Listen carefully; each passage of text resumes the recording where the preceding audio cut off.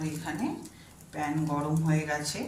আমি এখানে white oil দিচ্ছি আর দেব বাটার।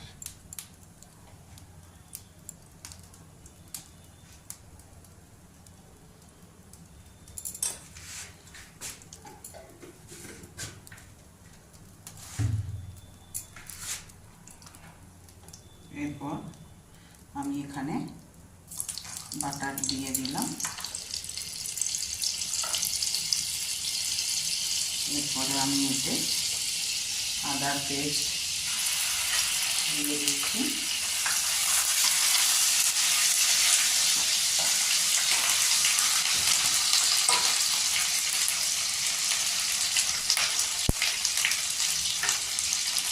এরপর যে আমি এইটা পেস্টটা করে রেখেছি সেইটা এবার আমি এতে দিয়ে দিলাম।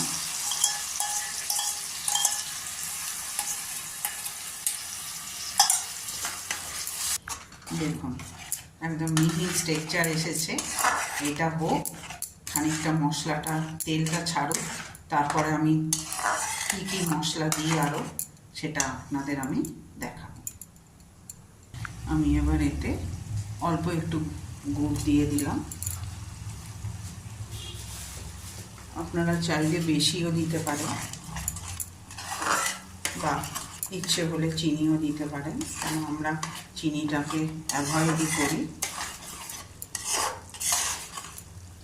এরপরে যে বাড়িতে তৈরি করা যে মালাইটা আছে সেটা আমি এখানে দিয়ে দিলাম।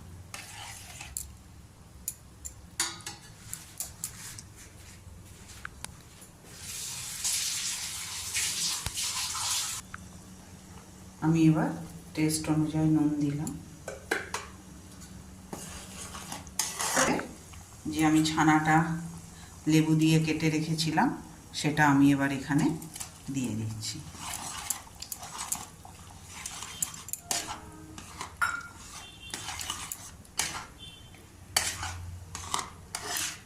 এরপরে যে পনিরগুলো ফ্রাই করা আছে সেগুলো আমি এতে দিয়ে দিচ্ছি।